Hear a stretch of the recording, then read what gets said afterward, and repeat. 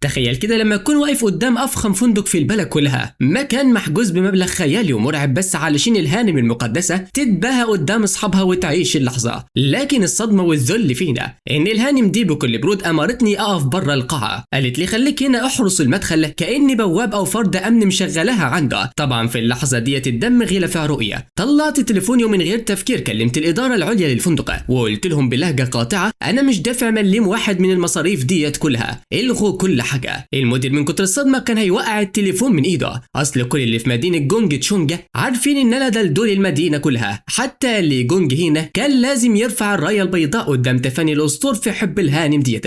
المدير رد عليا وهو صوته بيتراش من القلق، يا سيد تشونج الصغيره لو لغيت الحجز دلوقتي التامين اللي دفعته واللي بالغ مليون يوان مش هيرجع لك من تانية. انا رايي تتكلم مع الانسه لوا، هي اكيد ما تعرفش قرارك ده. ضحكت ضحكه بارده فيها كميه سخريه ما تتوصفش وقلت له هو انا محتاج اخد اذن من واحده ست علشان اخد قرار تافه زي ده؟ والسر ورا التحول ده هو اني فجاه لقيت نفسي تقمصت شخصيه جوه روايه تافهه، شخصيه الشخص اللي ملوش اي قيمه، رغم اني وارث لاغنى عائله مليارديرات في البلد واقدر اجيب اي حاجه في الدنيا ديت، الا ان صاحب الجسم الاصلي كان مهووس بلوا اللي هي بطله الروايه المنافقه، كان بينفذ كل كلمه تقولها له بالحرف، ضيع مئات المليارات من ثروه اهله وهو بيجري وراها، وفي الاخر البطل الحقيقي للروايه خدها منه بابتسامه واحده، والاتنين اتحدوا مع بعض ودمروا حياته لحد ما عيلته فلست وراحت في داهيه. وحتى لما صاحب الجسم الاصلي فاق في الاخر ومسك سكينه علشان يخلص على البطل اللي عنده نظام قوي وقدرات خارقه، لبسه قضيه ورمى بيه في السجن بقيه عمره. انا لما افتكرت كل العك ده اخدت نفس عميق وقلت للمدير بكل بروده خليني اوضح لك الامور،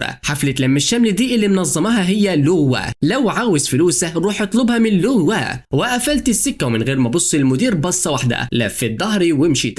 المدير وشه بقى اصفر زي الليمونه، افخم المكونات والاكل وصلوا، الفقره الموسيقيه العالميه وصلت، كل الترتيبات خلصت، ازاي كده يتلغى في لحظه؟ وفجاه افتكر ان كل العقود والفواتر متوقعه باسم لوا. الهاني ما كانش تتخيل ابدا ان هي بتمضي بكل فخر علشان تبان انها البيج بوس، انها بتمضي على وثيقه خرابها. انا بجد مش قادر استنى علشان اشوف وشها لما تسمع الخبر ده، بما ان عارف القصه ماشيه ازاي كنت فاكر كويس ليه لوا رفضت تدخلني الحفله، اصلها من كام يوم قبل بطل الروايه هاوسينا، الشاب اللي لسه واصل المدينه علشان يبني مستقبله، وقعد في حبه من اول نظره، وقعدوا يتسمروا طول الليل في كافيه، والحفله دي كلها معمول مخصوص علشان تلاقي فرصه تقعد معاه وقت اطول. هاوسين ده عنده نظام استثمار قوي جدا بيخليه يعمل فلوس ما تتصدقش ويديله قدرات خارقه للطبيعه، بس انا ما كنتش قلقان منه ولا شعره علشان انا كمان عندي نظامي اعلى واقوى من اي نظام تاني موجود في الوجود. بالنسبه لنظامي نظام الاستثمار بتاع هاوسينا بالنسبه لي عيل صغير، كنت متاكد ان عاجلا ام اجلا هسحق البطل ده تماما، بس قبل كل ده كان لازم اخلص من الصداع اللي اسمه لوا. بعد وقت قصير رجعت لمنطقه فيلات لانشان الراقيه، اول ما نزلت من العربيه لقيت شينج وانجينج جاي عليا، قالت لي يا سيد تشونج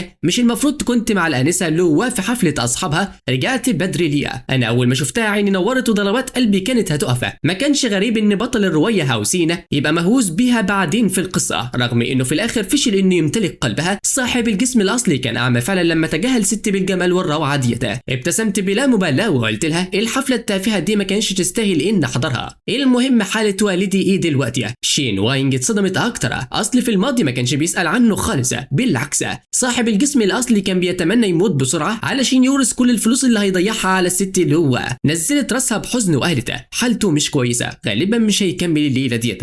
اول ما سمعت كده جريت على الفيلا من غير ما اضيع ثانيه، رغم ان الاب ده ما فيش بيني وبينه اي صله دم حقيقيه، بس انا كنت بحترمه جدا وبشفق عليه. راجل بنى مجموعه تشونجي يوم من الصفر، لا سند ولا ظهر، وعمل امبراطوريه بمليارات المليارات بجهده وعرقه، عاش طول عمره بيشتغل زي المكنه ومن غير ما يريح نفسه يوم واحد. حتى لو ما عنديش مشاعر قويه ناحيته فانا ابنه الوحيد، وكان لازم اكون جنبه في لحظاته الاخيره. للاسف قبل ما تيجي نص ليله المعلم تشونجي فارق الحياه، رغم ان الفيلا كانت مليانه باشطر دكاتره في البلد واحدث اجهزه طبيه، بس ما فيش حاجه قدرت انها تنقذه. قعدت جنبه على السرير ومسكت ايده البارده والحزن مالي قلبي، وقلت بصوت بيترعش يا ابيه نام مرتاح وما تقلقش، انا هاخد مجموعه تشونجيو للاعلى في القمه وهخليها من اكبر شركات العالم، مش هسمح ابدا لشقاء عمرك انه يضيع. شين وانجي كانت واقفه قريب مني وبتمسح دموعها في السر، وفي نفس الوقت حست براحه كبيره من جواها. قالت لي بصوت واطي يا سيد تشونجا لما عيلتي كانت في ازمه بسبب مرض قرايبي، المعلم الكبير هو اللي وقف جنبنا وانقذنا. انا عمري ما هنسى الجميل ده، ومن النهارده انا هكرس كل حياتي ومجهودي علشان اساعدك. ديت وصيتي المعلم الاخيره. المحامي هيوصل كمان شويه علشان يوثقها رسميا. وكملت كلامها: قبل شروق الشمس كل الاصول والممتلكات هتنتقل باسمك، انت هتبقى رئيس مجلس الاداره الحقيقيه. رديت عليها بهدوء تام، لا فرحان ولا زعلان.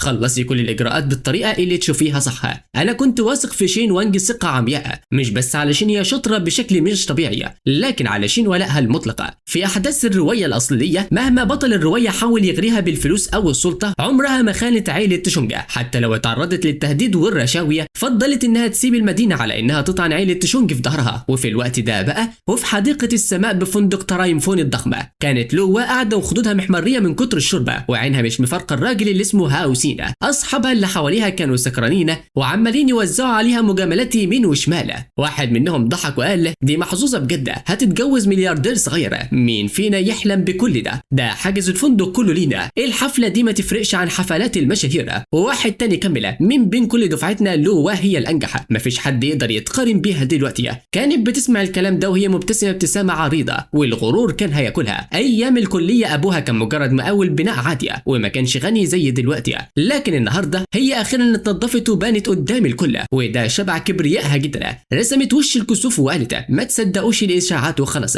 احنا لسه حتى ما بقناش مع بعض رسميا، ومين قال اني هتجوزه؟ انا بعتبره زي اخويا الكبير، عائلتنا بس بينهم شويه شغل، وبالنسبه للخطوبه لما يجي الوقت المناسب هفهمهم كل حاجه. انا ما عنديش اي مشاعر من النوع ديت ناحيته اصلا. شربت بق نبيذ من النبيذ الاحمر وبصيت لهاوسين بنظره حنيه كانها بتشرح له الموضوع علشان ما يفهمش غلط. هاوسين هز راسه وقال: الاعلام بيحب يالف قصص، احنا مش في العصور القديمه، الجواز لازم يكون قايم على الحريه، الاهل ما يقدروش يقرروا كل حاجه. لو لما سمع كده فرحت جدا، افتكرت ان هاوسين هو كمان معجب بيها، وقربوا من بعض اكتر وبداوا يكملوا رغيه. الصحاب لما شافوا كده بطلوا يجيبوا سيره الخطوبه وبقوا يوافقوا على اي كلمه يقولوها. بعد كام دور شرب زياده الناس خلاص بتستعد تمشي، لو مدير الفندق داخل عليهم بابتسامه احترافيه وقال بكل ادب: يا نسا لو. جه وقت تسويه الحساب المتبقيه، فجاه حديقه السماء اللي كانت مقلوبه ضحك وهياص بقت هس. اكتر من 30 واحد من اصحابها بقوا يبصوا لبعض باستغراب، مش فاهمين ايه اللي بيحصل. هو مش المفروض الملياردير الدلدول هو اللي عامل كل ده وهيدفع كل حاجه؟ وش لو اللي كان محمر من الشرب بقى لونه غامق من الغضب وزعقت: انت عارف انت بتكلم مين؟ ازاي تتجرأ تطلب مني فلوس؟ فتح عينك وشوف حساباتك كويسه. كانت واثقه ان تشونج اكيد حول الفلوس، بس احراجها قدام اصحابها خلى غضبها ينفجر اكتر واكتر. المدير ابتسم ابتسامه محرجه وقال لها: يا انسه لو، بعد ما دخلت الفندق السيد تشونج الصغير بلغني بنفسه انه مش ناوي يدفع مليم في فاتوره النهارده، وبما ان كل الاوراق ممضيه باسمك انت فالباقي من الحسابات بقى مسؤوليتك انت.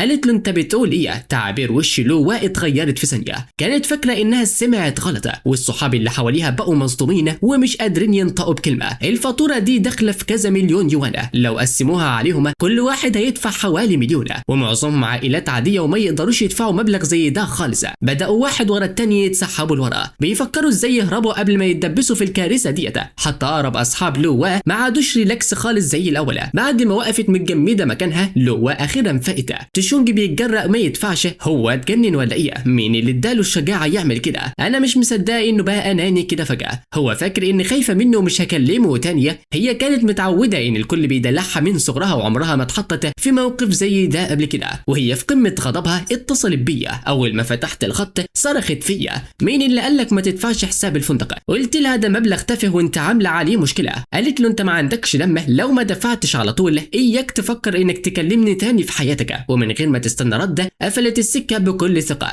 كانت متاكده ان اول ما اعرف انها زعلانه هجري زي كل مره وادفع الحساب وانا ساكته. وبعدين بصت للمدير وقالت بكل فخر: ما تقلقش، في خلال 3 دقايق الفلوس هتكون في حسابكم. انت فاكر اني انا لو مش قادره ادفع القرشين دولت؟ رفعت راسها لفوق. اصل كل مره كانت بتعمل الحركه دي كنت بستسلم وبنفذ كل اللي هي عاوزاه. في خيالها كانت شايفه ان بعد ما الحفله تخلص هيجي لها الزاحف زي الكلب الوافيه واقعد اعيط وابوس ايديها علشان تسامحني. كانت متخيله المشهد ده بيحصل قدام عينيها حرفيا. هاوسين اللي كان واقف جنبها ما كانش قادر يمنع نفسه من انه يصعب عليه حاله. في نظره ان واحده زيها تقابل واحد كذاب ومخادع زيه دي كانت اكبر مصيبه في حياتها. وهو من اول ما شافها قرر انه لازم تكون بتاعته. ما هو خلاص نظام الاستثمار شغاله، وايه يعني عيله تشونج دي جنبه. كلامه لمس قلب لو وا جدا، واستغلت اللحظه دي وعزمت هاوسين ان هم يخرجوا مع بعض من تانية وتبادلوا الارقام واتفقوا يلفوا المدينه سوا اليومين الجايين. في الوقت ده وش مدير الفندق بقى اسود خالص،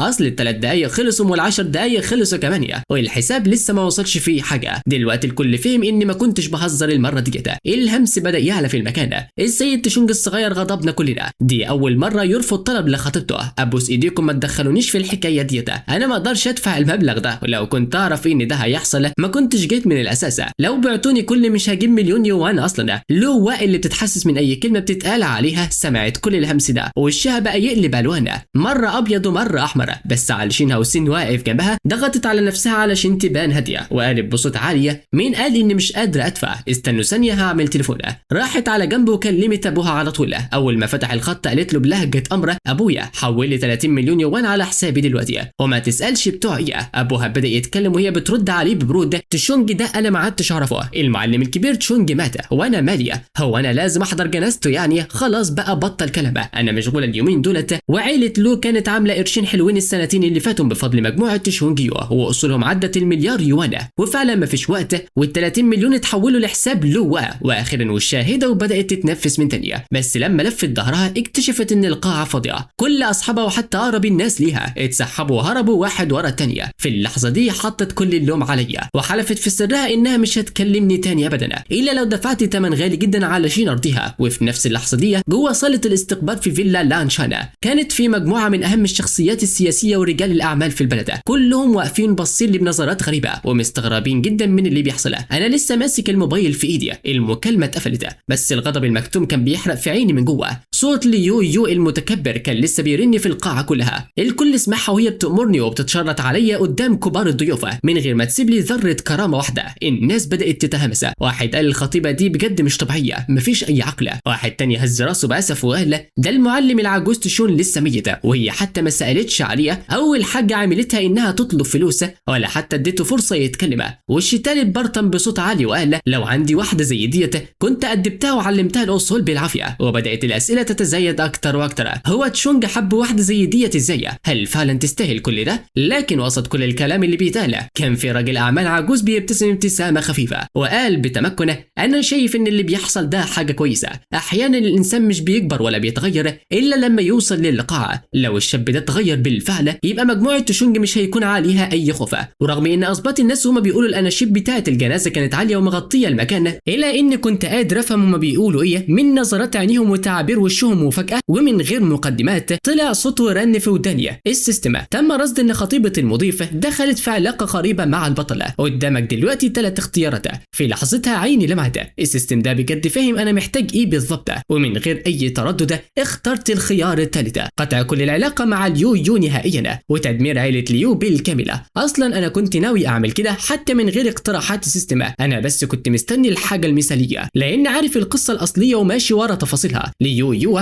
عمرها ما حضرت جنازه المعلم العجوز تشون، بالعكس كانت مقضياها فسح وخروجات مع هاي اوشينا. كل اللي انا كان علي اعمله ان ابعت حد يراقبهم في السر يصورهم مع بعض وانشر الفيديو ده للعلن كدليل قطع. هقدر الغي الخطوبه وانا راسي مرفوعه. تخيلوا ما العروسه المنتظره مطنشه جنازه حماها ورايحه تتفسح مع راجل تانية، سمعتها هتتدمر خالص ومش هتقوم لها قومه. الخطه بدات تترسم في دماغي بكل تفاصيلها، اما موضوع تدمير عائله لوه فده اسهل مما تتخيلوا. بما اني حافظ القصه الاصليه صم فانا عارف كل الالعاب القذره اللي عائله لوه استخدموها قبل كده، مفيش اي حاجه صعبه عليا. وفي اللحظه دي بالذات شكل فيلا لانشان قدام عيني اتحول لخريطه مصغره، خيوط من الطاقه الملونه كانت بتطير في الجو زي الرمل الناعمه. من سنين المعلم العجوز تشون صرف ثروه كبيره جدا علشان يجيب خبير فنج شوي يصمم الفيلا ديت، وبالنسبه للناس العاديين التصميم كان مبهر، بس بالنسبه ليا ولا حاجه. بفضل مهاراتي الفنج شوي اللي عندي واللي هي في مستوى الاساطير، عندي 1000 طريقه وطريقه احول بيها المكان ده لاعظم تشكيل طاقه في العالم. في مجال الفنج شوي مفيش حد على كوكب الارض يقدر ينافسني، ولا حتى بطل الروايه الاصليه بالسيستم بتاعه. نادى بصوت واطي على شين وانجينا وشوشتها بكلمتين وتعليمات محدوده في ودنها، تعابير وشها اتغير من حيره لفضول، وفي الاخر ضحكت من القلب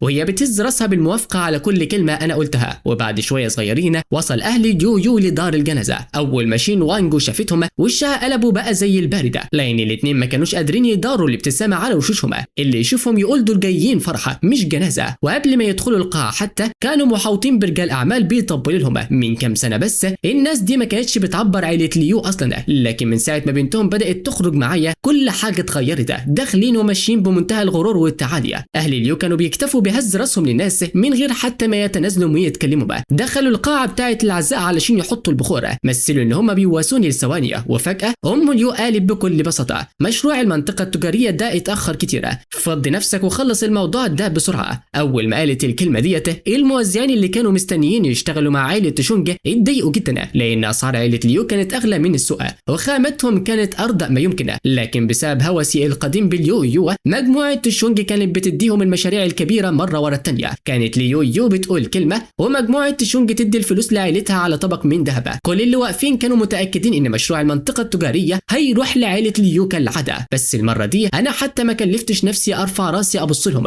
رديت بكل هدوء: النهارده جنازة أبويا، مش عاوز أتكلم في شغله، نبقى نتكلم وقت تانية. أم ليو وشها جاب ألوان واتعصبت جدا، قالت بصوت عالي إن بنتي تتجوزك دي بركة في حد ذاتها، ما تسوقش فيها بقى. في اللحظة دي شين وانجو قربت وقالت ببرود: الآنسة ليو ما كلفتش نفسها تيجي النهارده، ومع ذلك المعلم الصغير ما اشتكاش، انت بأي حق بتعملي الشوشرة ديت هنا. أم ليو شاورت عليها وزعقت: ماشي الست دي على طول أول ما يو تدخل عيلتكم، مش عاوز أشوف وشها من تانية. كانت بتتعامل بمنتهى الهجومية ولا كأن ليا أي هيبة. الخناقة قدام قاعة العزاء لفتت أنظار كل الضيوف، بما فيهم رؤساء الثلاث عائلات الكبار في جونج تشونج اللي نفوذهم وقوتهم تنافس عائلة تشونج نفسها. وهم بيراقبوا المشهد، المعلم العجوز كانج والمعلم دونج كلهم كانوا بيبتسموا بسخرية من عائلة ليو وبيبصوا ليا بشفقة. المعلم كانج اتنهد وقال: الراجل يقضي حياته يبني فيه امبراطورية وفي الآخر تتهدى على إيد وريث ما يستاهلش. أنا بجد صعبان عليا المعلم تشونج. المعلم تشين كمل وهو حاسس بالعجز: أنا كنت صديق مقرب ليا وكنت ناوي أساعد ابنه، بس واضح إنه ما يجيش منه أي فايدة. بينا سايب زي دولت حتى لو عنده 10 شركات زي تشونج مش هيعرف يحافظ عليهم. ومش بس الضيوف الكبار اللي كانوا بيبصوا لي بإلا، حتى المديرين القدام في مجموعة تشونج فقدوا الأمل في رئيسهم الجديد. كلهم كانوا مقتنعين إن غرور عائلة ليو سببه إني دلعتهم زيادة عن اللزوم. اللي ما يعرفوهوش إني ما عدتش نفس الشخص القديم خالص. أنا في الأول ما كنتش ناوي أعمل مشاكل في جنازة أبويا، بس اللحظة اللي أم ليو غلطت فيها في شين وانجو الغضب اللي جوايا ما كانش ينفع يتكتم أكتر من كده. وفجأة وقفت وبصيت في عينيها مباشرة، نظراتي كانت حادة زي السيف لدرجة إنها خافت. سألتها ببرود: أنت عايزاني أخلص الموضوع ده النهارده؟ ماشية، هعمل لك اللي أنت عاوزاه بالظبط. لفت وشي لواحد من المديرين وناديته: شياو دونجا، راجل في منتصف العمر ولابس بدلة. قرب وهو مش فاهم في إيه: أنا هنا يا ريس. اتكلمت من غير أي ذرة مشاعر. بلغ مجموعة تشونج كلها على طول: مشروع المنطقة التجارية مقفول قدام أي شركة ليها علاقة بعائلة ليو، ومش بس كده، الغي كل الشراكات الحالية مع عائلة ليو وشوفوا لنا شريك جديد. شياو دونج وقف مكانه بقه مفتوح من الصدمة، كان بيفكر هو سمع صح ولا بيتهيأ له. من ساعة ما عرفت يو وكل مشاريع الشركة كانت بتروح لعائلتها بأوامر مني. بصيت له بكل هدوء وسألته: في مشكلة؟ الراجل اتعدل على طول وقال بحماس: مفيش أي مشكلة يا ريس، هخلص المهمة ديت على طول. كان متأثر لدرجة إنه كان هيعيط من الفرحة. سنين وهو شايف عائلة ليو زي الطفيليات بيمصوا دم الشركة وهو مش قادر يعمل حاجة، والنهارده كل الكبت ده انفجر منه. وفي نفس الوقت القاعة كلها اتقلبت، الضيوف كلهم سكتوا وبطلوا كلامه. أهل ليو قلبهم وقع في رجليهم، الضحكات اللي كانت على وشوشهم اختفت وشفايفهم بدأت تترعش. التحول المفاجئ ده صدمهم وخلاهم مش عارفين ينطقوا بكلمة. بعد لحظة أم ليو مسكت صدرها وكان قلبها هيقف، شاورت عليا بصوابع بتترعش وزعقت: ايه الهبل اللي بتقوله ده؟ فكر كويس في العواقب قبل ما تنطق كلمة واحدة. أبو يو هو كمان وشه اسود وقلب تهديد: في ناس كتير بتتفرج، بلاش تفضح نفسك وتصغر عقلك. قربت منه بكل هدوء وعيني ما فيهاش غير البرود واللامبالاة وقلت لهم: مين فينا اللي بيفضح نفسه؟ انتوا جايين تهددوني قدام مقام ابويا، عاوزيني ارفض شين وانجونج؟ انت فاكره نفسك مين اصلا علشان تطلبي طلب زي ده؟ صبري ليه حدوده، وانتوا مش مرحب بيكم هنا. اتفضلوا اطلعوا بره القاعه على طول، ولو ما خرجتوش برجليكم ما عنديش مانع اخلي الرجاله هم اللي يرموكوا بره. وفجاه القاعه انفجرت من الهمس والكلام، اكتر من 100 ضيف مش مصدقين اللي بيحصل. هو بجد المعلم الصغير تشونج؟ انا بيتهيالي وليا هو اتغير كده امتى وبقى ليه شخصيه؟ الكل كان مهزوز لان كنت باين كأن شخص تاني خالص. كنت طالع كاريزما وهيبه زي ابطال الروايات ورجال الاعمال الاقوياء. واحد همس بحماس: يا جدع هو ده اللي كان المفروض يحصل من زمان، بجد حاجه تبرد القلب. واحد تاني وافق وقال: بالظبط، ده وارث امبراطوريه ب 100 مليار يوان، ازاي يسيب 2 نكره كده يدوسوا عليه كده؟ وشخص تالت اتريق وقال: صح لسانك والله، شركه صغيره ما بتكسبش غير من خير تشونج وجايين يتمردوا اعترضوا على صاحب الفضل عليهم يستاهلوا. وغير ضاف انا اصلا كنت قرفان من اهل اليو من زمان، من ساعه ما اعتمدوا على عائله تشونج وهم شايفين نفسهم على الكل. جه الوقت اللي المعلم باي تشان يوقفهم عند حدهم. كل العيون دلوقتي كانت متوجهه لاهل اليو، نظرتهم كلها سخريه واستهزاء. ابو اليو كان هينفجر من الغيظ، عينه كانت هتطلع من مكانها من كتر الغضب. شاور عليا بسعه، ازاي تتجرأ تتكلم مع الكبار كده؟ لا عندك ذوق ولا عندك احترام. انا بجد مش عارف بنتي كانت شايفه فيك ايه. ام اليو بدات تمثل انها تعيط وقالب بشكوى، بنت اصلا عمرها ما حبتك قوي، لولا ان كنت بقول لها كلام كويس عنك ما كنتش وافقت على الخطوبه ديت ابدا. ودلوقتي اول ما بقيت رئيسه قلبت علينا، انا اول ما اروح احكي لها كل اللي حصل ده. بس لو نزلت قدامي واعتذرت لي دلوقتي لسه في فرصه نصلح الموضوع. كانوا فاكرين ان الشخص القديم اللي بيموت في يو وبيضغطوا عليا بموضوع الركوع ده علشان انزل قدام الناس. لو انا باي تشان القديم كنت ممكن اتردد، بس دلوقتي انا بصيت لرجاله الحراس بتوعي على طول، 4 رجاله بودي جاردات وجسمهم رياضي قربوا حوطوا اهل اليو. لما حس انهم بجد هيترموا بكل قوه الاب اترعب على طول، بص لي بكره وحقد وشد مراته وجرى ناحيه الباب وهو خارج صرخ،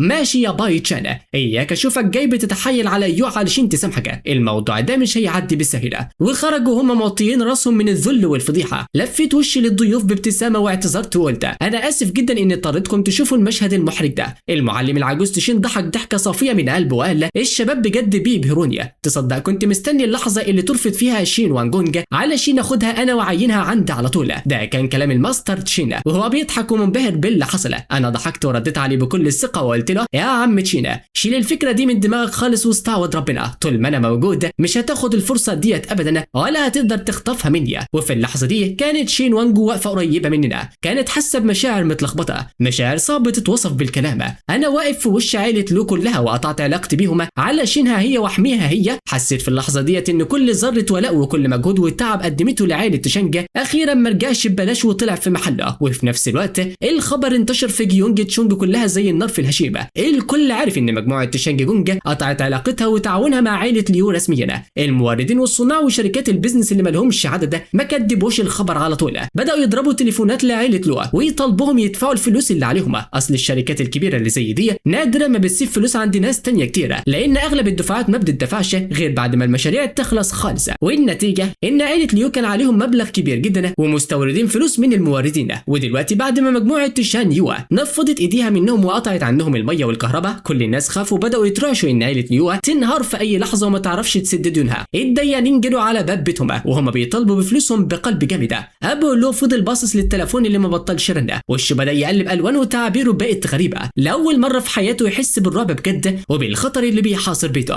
راحوا بكل بساطه قفل التليفون، قال لنفسه اللي بعيد عن العين بعيد عن القلب. لكن للاسف ام لو ما كانتش محظوظه زيه بالظبط، تليفونها فضل يزن ويصرخ طول طريقهم وهم راجعين البيت. وقبل ما عربيتهم حتى توصل للفيلا اتصدموا باللي شافوه، لو كميه عربيات فاخره ملهاش اخره قافلين مدخل الفيلا على طول. الديانين اتحركوا بسرعه مذهله بجد. اول ما الخبر طار راحوا حصروا الحي كله وما سابوش خرم ابره يدخلوا او يخرجوا منه. ابو لو اتخض وصرخ في السواق بسرعه لف وارجع اطلع بينا على اي فندق. وبعد ما دخلوا الفندق واستخبوا هناك بداوا هما الاثنين يستوعبوا الكارثه. الام سالت وهي بتترعش هو احنا زودناها النهارده قوي؟ تفتكر باي تشان ده ممكن يكون حقود وقماص للدرجه دي؟ الاب اللي هو كمان مش على بعضه وحس ان الارض بتتهز تحت رجليه وقال لو بس بنتنا حضرت الجنازه النهارده لو كانت هناك ما كانش هيجرأ ابدا يكلمنا بالاسلوب ده. الام هزت راسها بالموافقه وبسرعه كلمت بنتها ليو. اول ما ليو ردت الام انفجرت في العياط والدموع. يا بنتي انت ما تعرفيش تشانج بيوتشين عمل فينا ايه النهارده؟ وبدات تبالغ في كل تفاصيلها. صورت نفسها هي وجوزها انهم ضحايا غلابه ومكسورين الجناح، وخلتني انا في نظر بنتها وحش كاسح ومنتقم ملوش قلبه. وفي الاخر حذرتها وقالت لها اسمعيني يا بنت كويسه، لو حاول يتصل بيكي او يعتذرلك في اليومين الجايين اياكي تسامحيه بسهوله، جيبيه هنا تحت رجلينا وخليه ينزل ويعتذر، وقتها بس كرامتنا هي اللي اتهنت النهارده هترجع لنا وقتها. وفي اللحظه دي بالظبط جوه ديزني لاند كانت ليو لسه قافله السكه، وشها ضل من ثانيه، بس اول ما شافت هاوسينا رجع لها وهو ماسك 2 ايس كريم في في ايده ضحكتها رجعت نورت وشها من تانية. هاوسين حس ان في حاجه غلط وسالها بحنيه: يا اويا في حاجه مضايقاكي؟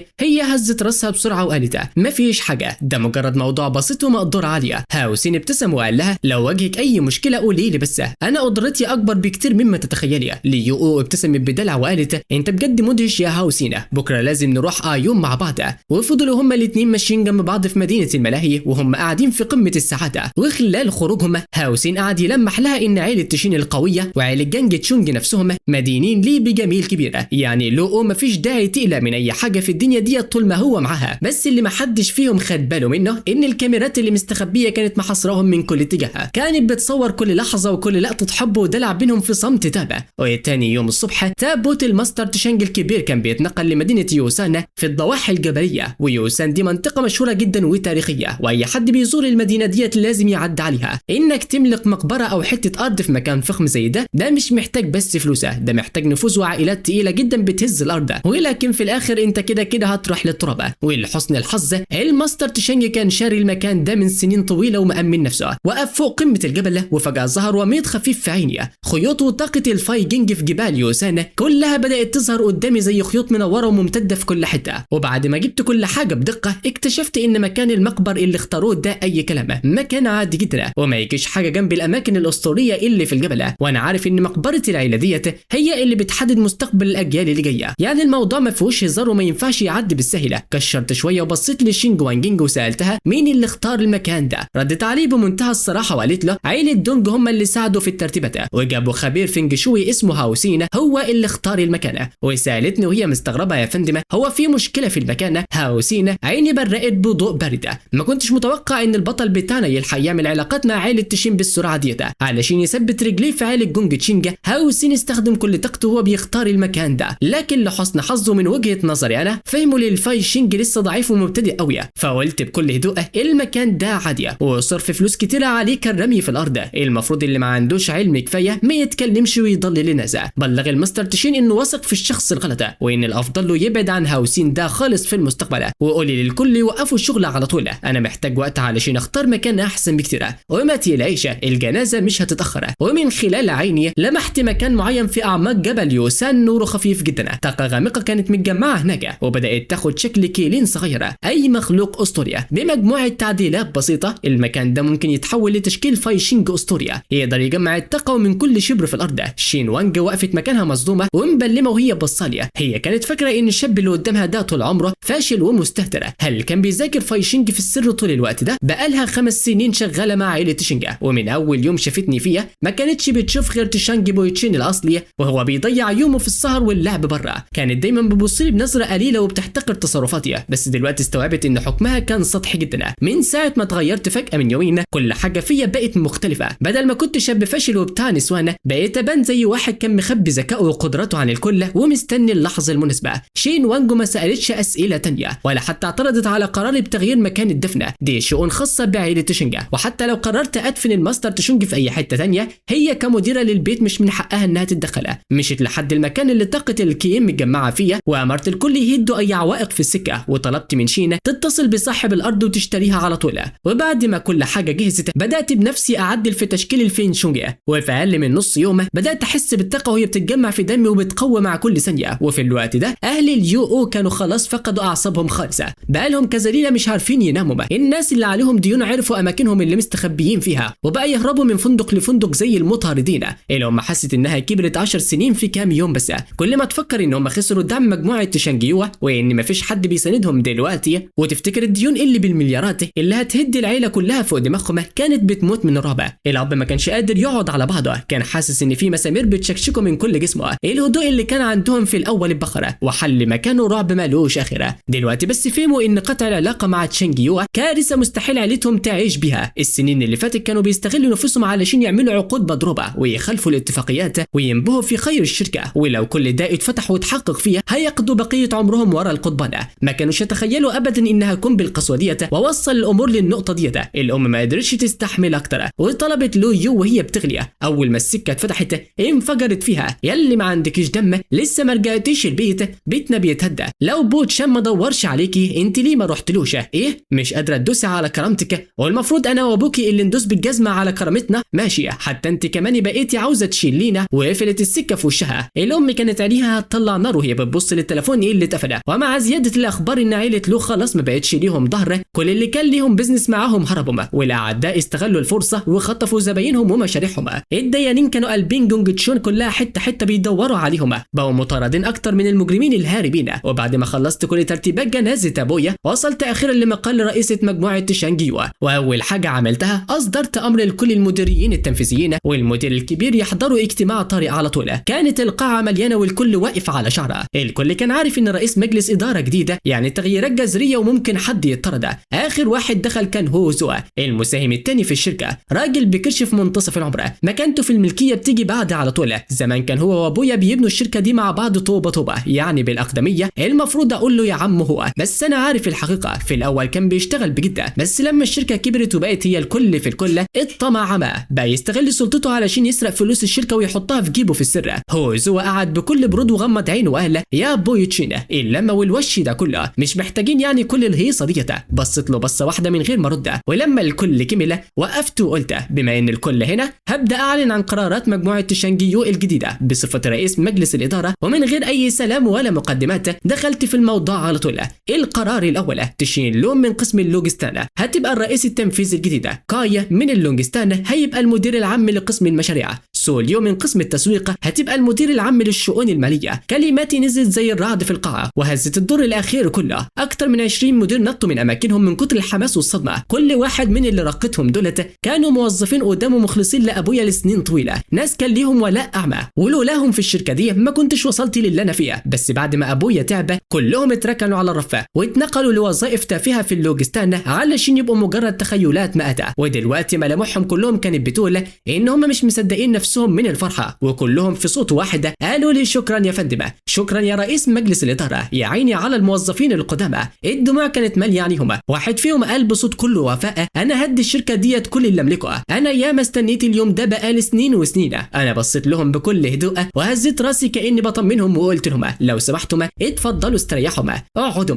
وبعدها كملت بلهجه خلت القاعه كلها تتكركب. دلوقتي جه الدور على قرار الشركه الثانيه. في اللحظه دي القاعه بقت زي المشرحه، سكوت رهيب مفيش حد بيتنفسه. بدأت ترمي القنابل. سود كونجا الرئيس التنفيذي السابق مطرود من اللحظه ديت، والسبب استغلال نفوذ واختلاس اصول وممتلكات الشركه. ومش بس كده، لا ده انا كملت وقلت مجموعه تشينجيو هتاخد ضده كل الاجراءات القانونيه وهتحبسه. ودخلت على اللي بعده، تشين يونج مدير اداره المشاريع السابقه، ده بقى كان شغال مع الرئيس التنفيذي في سرقه معلومات الشركه السريه علشان يحقق مكاسب لنفسه. هو كمان مطرود وهيتحول للمحكمه. وبدات الاسماء تتكرر واحد ورا الثانيه. اعلنت اسماء اكتر من 20 مسؤول كبار في مناصب حساسه في الشركه كلها، كل واحد فيهم كان له علاقه كبيره بعائله ليوا. الناس دي دخلت الشركه عن طريق ثقه العمياء، قعدوا في مناصب مريحه وبداوا يسرقوا في شركات وخيرات البلد. عائله لو دي حرفيا نشفت ريق الشركه ومصت دمها السنين اللي فاتت ديت كلها. اول ما الاسامي بدات تتندى الناس دي وشها جاب الوان كانهم وقعوا من فوق جبل قمته عالي جدا، عينهم زغللت والدنيا اسودت في وشهم. لكن انا في قمه ثباتي الانفعالي وكملت كلامي. واي موظف تاني هيثبت انه ساعد الناس ديت او ليه صله بيهم هيتحقق معاه وهيطرد من الشركه هو كمان. هنا بس سود كونجا اللي هو اصلا يقرب لليو ما قدرش يسكت، وقف وهو شيط من الغضب وقال لي يا سياده رئيس مجلس الاداره انا مش هقبل بالكلام ده، انت بتتهمني بالفساد بناء على ايه؟ ده كلام في الهواء. وراح مزعق اسحب الاتهامات ديت على طول اللي هرفع عليك قضيه تشهير. ومدير اداره المشاريع السابقه هو كمان بدا يهرتل ويزعق ايوه صح، احنا اشتغلنا وتعبنا في الشركه دي لحد ما طلع عنا، حتى لو ما خدناش حقنا فاحنا بذلنا مجهود جباره. انت لسه جاي رئيس مجلس اداره جديده وعاوز تلبسنا تهمه اضطراد بالشركه؟ فين العدل في كل ده؟ عشرات الاشخاص قاموا من على كراسيهم وبداوا بقى يحتجوا ويزعقوا، كانوا فاكرين ان جرايمهم مستخبيه كويسه ومستحيل حد يكشفها، فكانوا بيتحدوني بكل عين قويه. انا بقى قدام الهيصه والزيط ده كله بكل رزانه حطيت رجل على رجل وشاورت الواحد يولع لي سجاره. اخدت نفس طويل وقلت ما تقلقوش، الادله اللي بتسالوا عليها جايه في الطريق حالا، مفيش داعي للاستعجال. استمتعوا بالوقت القليل اللي فاضل لكم وانتوا واقفين هنا قدامي وبتردوا عليا. انا كنت قاصد اجمع الكل هنا في وقت واحد علشان الاجتماع ده ما كانش مجرد طرد شويه فاسدين وخلاص، لا انا كنت ناوي انظف مجموعه الشونجيوا علشان ابني امبراطوريه اعظم، مش بس في جانج تشينجا، لا ده اهتم بالصين كلها وللعالم كله كمان. وفي اللحظه دي الباب اتفتح ودخلت شينج وانجينج ومعاها طقم مساعدين شايلين اكوام من الملفات والورقه. الملفات دي كان فيها كل تفصيله وكل جريمه عملها الناس اللي كنت منادي اساميهم من شويه. كنت مكلف شين وانجو بمهمه سريه جوه الفيلا، وكانت المهمه هي التحقيق في كل موظف فاسد جوه الشركه، والبنت دي عملت شغل ملوش حل. في ايام قليله كانت فكت كل الشفرات وجمعت ادله قويه جدا. شي وانج كانت داخله بوشها الخشبي المعتاده، بارده زي جبل التلج اللي مش بتضحك، بس من جواها كانت مبهوره، حاسه ان فيها هبه دلوقتي ما كانتش موجوده. كان في حضوري قوه مرعبه خلتها تتصدم، مش لدرجه الحب بس فعلا كانت مذهوله. كنت عارف كل سر جوه الشركه ديت وكأني كنت حاضر معاهم وهم بيسرقوا. بدات شين وانج توزع الملفات على الترابيزه بكل صرامه، وبدات تقرا الجرايم بصوت عالي وتلج. مع كل تهمه بتتقال كان في مسؤول وشه بيصفر ويهبط، لدرجه ان في ناس ما قدرتش تقف على رجليها وقعت على الارض من كتر الصدمه. واحد فيهم بدا يترجى ويقول كفايه كده، بلاش تكملي قرايه، انا همشي. يا سيد تشونج ابوس ايدك علشان خاطر العشره اللي بينا، بلاش ترفع علينا قضيه. واحد تاني قعد يعيط زي العيال، انتوا عرفتوا كل ده ازاي؟ انا اعترفت بالهزيمه، ارحمنا انا هتغير، اديني فرصه تانيه. صوت شينج وانجينج البارد كان بيرن في القاعه، وكل الحصون النفسيه اللي كانوا بيبالوها من شويه، كل اسرارهم اللي دفنوها بقالهم سنين بقت دلوقتي مفروشه على الترابيزه. لو مشيت في الاجراءات القانونيه اقل واحد فيهم هياخد له 10 سنين سجن. الرعب كان بياكلهم وكانوا بيبصوا لي وهم هيموتوا من الخوف. طول الوقت ده انا كنت قاعد ومغمض عيني بكل هدوء، وده خلى الضغط العصبي عليهم يزيد اضعاف. صوت دونجا افتكر اول مره قابلنا فيها، وقتها كنت بحاول ارضيه بكل الطرق علشان بس اسيب انطباع كويس عند اليو. كنت بنحني قدامه وانافق فيه في كل فرصه، كنت خايف ازعله فاليو تزعل مني، لكن الشخص اللي قاعد قدامهم دلوقتي ده حد تاني خالص، وحش كاسر ملوش علاقه بالنسخه الضعيفه بتاعه زمان. حتى هو تاني اكبر مساهم في الشركه كان مذهول من طريقتي وما قدرش ينطق بكلمه. كان ناوي يحمي الناس ديت، بس قدام جبل الادله دي كل ثقته ضاعت. بص للناس اللي بتتراش ديت باحتقار وقال بصوت واطيه خلاص الناس ديت انتهت. وبعدها خرجوا من القاعه وهم شايلين الخزي والعار. قرايب عيله ليو اللي كانوا مزروعين في الشركه كانوا خلاص هينهاروا، اصلا هم ناس ما عندهمش شخصيه ولا موهبه، كل اعتمادهم كان على السلطه والسرقه، فطبيعي ما يسدوش قدام ضغط زي ده. واحد ورا التاني استسلموا، وكل تفكيرهم كان ازاي يهربوا من الورطه ديت باي طريقه. وبعد ما تشوشروا مع بعض وصلوا لقرار واحد، مفيش حد يقدر ينقذنا من المصيبه دي غير يو. كلهم عارفين ان انا كنت مهووس بيها ازاي زمان، وفاكرين انها لسه هي الجوكر اللي هيقدروا يضغطوا عليا بيها. انا قمت وقفت بكل هدوء، عدلت قميص الابيض وقلت لهم بصوت قاطع كل المستندات دي هتتسلم لمكتب الامن العام النهارده بعد الظهر، جهزوا نفسكم بقى للي جايه. اول ما سمعوا كده قرايب عيله ليو ما جريوش، دول طاروا من القاعه وهم مرعوبين. ولما القاعه فضيت بصيت للمسؤولين اللي فاضلين وابتسمت لهم ابتسامه دافيه وقلت من النهارده الانسه شينج وانج هتبقى السكرتيره التنفيذيه لرئيس مجلس الاداره رسميا. لفت وشي ليها وقلت لها التقدير تعبت معايا. شين وانج ما قدرتش تخبي فرحتها وردت بكل احترام ده واجبي يا سيدي. وبعدين بصيت لي باعجاب حقيقي وقالت انت فعلا فتحت عيني على حاجات ما كنتش شايفاها، انا ما كنتش اتخيل انك تتغير للدرجه دي.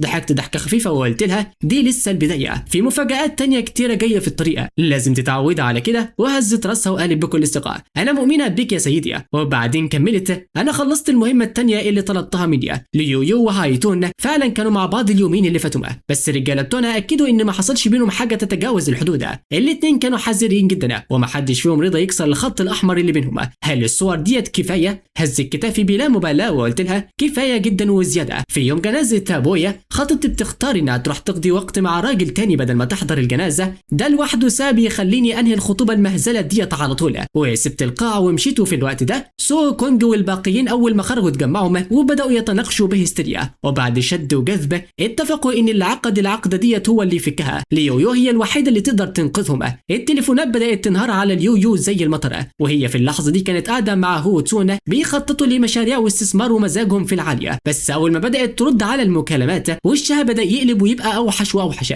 لدرجه انها ما بقتش مستحمله وراحت قفلت الموبايل خالص. بس مفيش مفر من الحقيقه. بصت لهاي سونج باسف وقالت له بصوت رقيق: انا اسفه، لازم امشي دلوقتي علشان ورايا موضوع مهم، ممكن ناجل كلامنا في الاستثمار لبكره. هاي سين ابتسم بكل تفهم وقال لها: ولا يهمك، مفيش استعجال، عرضي لسه موجوده، تعالي اوصلك. صوته خلى مودها يتحسن شويه وابتسمت وقالت له: تعبتك معايا. وبعد شويه وصلوا للفندق اللي كانت عيله ليو مستخبيه فيه مؤقتا. اول ما ليو شافت هاي سون وشها قلب خشب وقالت له بحده: يا جدع انت، انا ما يهمنيش انت مين، ابعد عن بنتي من هنا ورايح. دي هتبقى سيده مجموعه تشونج يو المستقبليه وخطيبه السيد تشونج، واحد زيك مالوش مقام انه يقرب منها، لو انت ذكي ابعد بكرامتك. هاي سون بقى سند على باب عربيته وضحك ضحكه استهزائيه وقال لها: يمكن ما سمعتش عني قبل كده، بس قريب قوي اسمها هيرن في كل الوسائط السياسيه والتجاريه في جانج تشينج. عيله تشونج دي اصلا ما تجيش حاجه في عينيا.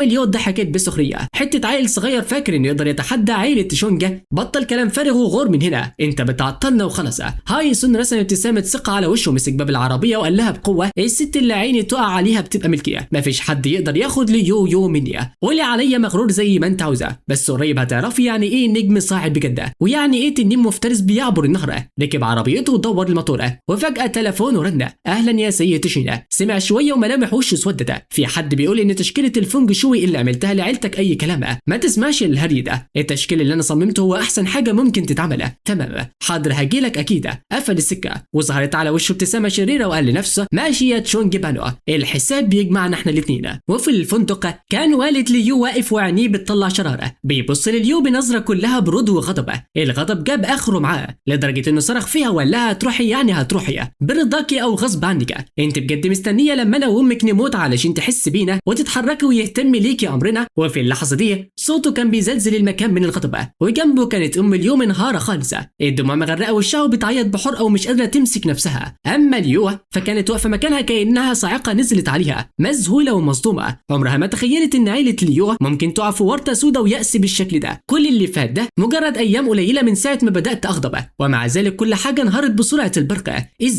ازاي كل ده حصل ووصلنا ليا؟ ده اللي كانت ليو بتتمتم بيها وهي مشدوده ومش مستوعبه اللي بيحصل. ابوها رد عليها وهو بيجز على اسنانه بمنتهى الغله: علشان انت فضلت ترفضي تتجوزي بايانا، لو كنت وافقت من الاول ما كانش ولا حاجه من المصيبه دي حصلت ابدا، دلوقتي كان زمانك بتبقى مراته، لا وكمان رئيسه مجلس اداره الشركه. حتى العقد اللي في رقبتك ده اللي ثمنه ملايين ده كان هديه منه، ليه ترفضي الراجل بالجمال والقوه دي؟ حست ان رجليها مش شايلها وقعت على الكنبه زي اللي روحها بتتسحب منها. كانت بتتكلم بنفس وهي مش مصدقه وبتقول له: مستحيله، ده كان مجرد عبيط، ازاي فجاه بقى ذكي وشاطر كده؟ ده كمان يعرف ازاي يرد القلم قلمين ويجي يحاربنا. وبعد لحظات طويله من السكوت القاتله الحقد والكره ملى عينيها وصرخت فجاه: تمام انا هتجوزه، بس والله ما هنيه يوم في حياته، هخليه يعيش في عذاب وجحيم طول عمره. وبعد ما قالت جملتها دي هجمت على اوضتها ورزعت الباب وراها بكل قوه. اهلها لما شافوها بالمنظر ده اتنفسوا السعداء وطلعوا تنهيده ارتياح كانها كانت محبوسه في صدرهم من زمان. طول ما بنتهم وافقت تتجوزني يبقى كل حاجه هترجع لمجراها، ومش هياخد الوضع وقت طويل جدا قبل ما عائله ليو ترجع لايام العز ومجدهم القديمه. وعلى طول طلعوا موبايل جديد خالص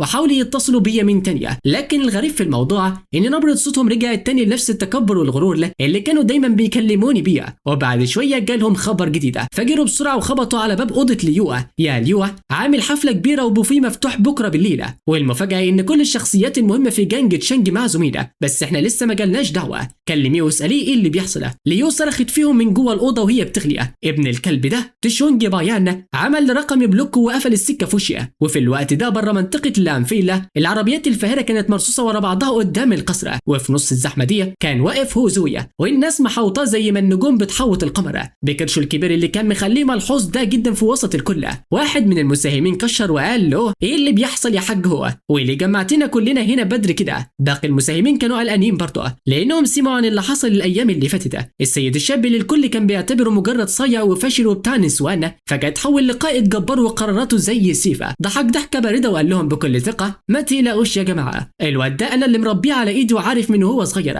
وعارف تمامه ايه، انا ببحث في كل اللي عمله في مجموعه تشونج امبارح. وفي الحقيقه كل ده كان مجرد حركه خبيثه علشان يضغط على ليوي ويخليها توافق تتجوزه. وبعد شويه ده الخدم بيدخلوا المساهمين لقاعة الاستقبال الواسعة، وكل واحد قاعد في مكانه. قعدوا يستنوا كتير بس انا ما ظهرتش. هوزو بدأ يفقد اعصابه، ضرب بايده على الترابيزة وصرخ. الشباب اليومين دولت ما عندهمش ريحة الذوق، ازاي ده صاحب البيت وما يعرفش حتى يستقبل ضيوفه. وبعد كام لحظة دخلت شين وانجو القاعة وهي شايلة رزم من الملفات والورق، وبكل هدوء وزعت ملفات على كل مساهمين موجودة، وقالت لهم السيد الشاب كان تعبان جدا امبارح، لو عندكم اي اسئلة ممكن تسألوها لما يصحى من النوم.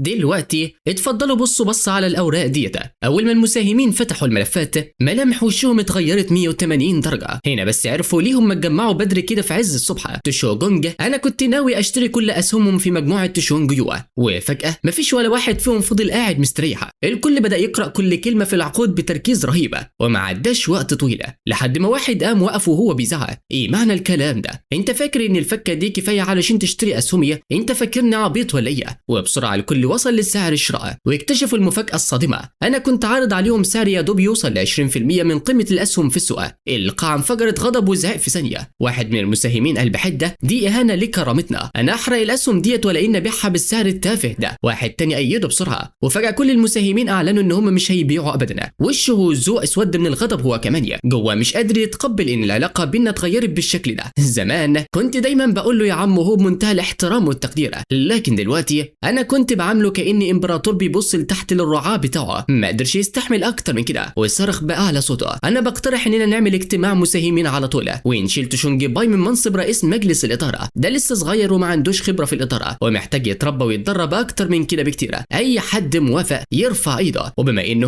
هو اللي بدأ، باقي المساهمين مشوا وراه زي القطيع، واحد ورا الثانيه، كلهم صوتوا علشان يشيلوني من منصبي. وفي وسط كل الفيلم ده شين وانجو كانت واقفه في منتهى الهدوء والرزانه، كانها كانت عارفه ان ده اللي هيحصل بالظبط. ابتسمت ابتسامه خفيفه وقالت لهم ما تنسوش ان السيد الشاب بيمتلك 55% من اسهم المجموعه. رد عليها هوزو ببرود وقال لها هو ليه الصوت واحد بس في قرار معينه، وفي النوع ده من التصويت اسهم بتتسحب ب10 اصوات وبس، واحنا معانا 12 صوت، يعني احنا اللي كسبنا وهنمشيها. وفي عز ما هم بيزعقوا وبينهدوا مع بعض انا ظهرت اخيرا، كنت لابس الروب بتاعي وبس ونازل من على السلم وعيني لسه فيها النوم، ومن غير ما ابص لحد فيهم رحت قعدت على الكنبه بمنتهى الروقان، مسكت كوبايه لبن وشربت منها بق هاديه. المساهمين كلهم كانوا بيبصوا لي وهم مش فاهمين انا بفكر في ايه ولا ناوي اعمل ايه، لحد ما هوزو سال بنفاس صبر يا ابن اخويا انت سمعت اللي قررناه مش كده؟ من النهارده مش محتاج تروح الشركه من تانية، خلاص شطبنا. فرديت ظهري بكسله وحطيت رجلي على رجلي وابتسمت وقلت لهم انتوا مستعجلين على ايه بس؟ وبعدين فرقعت صوابعي لشينج وانجينج، راحت على طول مدياني ملف تاني خالص. بصيت لهوزو وشاورت له انه يقرب مني، هو كان مستغرب بس غريزيا قرب ودنه مني. فاكر الكوبري اللي على الطريق السريع اللي جنب قريه اللوكينجا؟ الحشيش هناك دلوقتي طوله اكتر من 3 متر. اول ما الكلمات ديت لمست ودانه وشه هوزو بقى لونه ابيض زي الميتين، كل شعره في جسمه وقفت من رعب. من سنين طويله وقبل ما يقابل ابويا اصلا ما كانش اكتر من مجرد بلطجي صغيره، وفي يوم العصابات بتاعته جالها امر ان هم يربوا شاب صغير ويدوه درسه، لكن للاسف ضربوه لغايه ما مات في ايديهم. الحادثه دي هزت المدينه كلها بالكامل، لان الضحيه ما كانش اي حد، ده كان ابن زعيم عصابه خطيره جدا وليته اللي في العالم السفلي. من كتر رعبه هوزو كلم واحد صاحبه شغال في المقاولات والبناء، ومع بعض حطوا الجثه في خرسانه ودفنوها تحت اساس كوبري جديده. الجريمه كانت مستخبيه ومستوره خالصه، ده حتى صاحبه اللي ساعده في دفن الجثه قتله بعد كده علشان يخلص من اي شاهد على اللي حصل ده. وبعدها غير هويته وهرب لمدينه كينجا وبدا حياه جديده ونظيفه تماما. وفي الوقت ده زعيم العصابه اللي فقد ابنه اتحول لواحد من اكتر الشخصيات نفوذا في المدينه، دخل في البيزنس القانوني وكبر نفوذه لغايه ما بقى مسيطر على العالم اللي فوق والمنطقه اللي تحت في نفس الوقت. ومن غير ما ينطق ولا كلمه مسك العقد ومضى عليه على طول وطلع يجري من القاعه وهو بيترجى الراجل المهزوز المنكسر. انسحابه المفاجئ والمهين ده خلى الكل واقف في حاله ذهول ومش مصدقين عينيهم، ورغم ان هوزو استسلم بس باقي المساهمين فضلوا زي ما هم ومش عاوزين يتراجعوا خالص. اصل الموضوع في فلوس كتيره وملايين ضيعه. واحد منهم تمتم وقال ما كنتش متوقع ان هو العجوز يبقى جبان وقرع كده، ده انا كنت ساند عاديه. واحد تاني بص بسرعه لراجل في نص العمر وقال يا سيد ليا انت دلوقتي صاحب تاني اكبر حصه اسهم، اوعى تستسلم وتضيع حقنا، ده ده كان المدير العام لشركه لونج للاستثمار لي تشونجا، وراجل اعمال مشهور في البلد كلها. وعلى عكس هوزوا، هو ما كانش ليه تعاملات كتيره مع عائله تشونجا، كان واثق في نفسه جدا ان كل حاجه عملها في حياته كانت صح وما فيهاش غلطه، وما سابش وراه اي دليل يدينه. ابتسم بكل برود وقال: انا عمري في حياتي ما عملت استثمار خبيثه،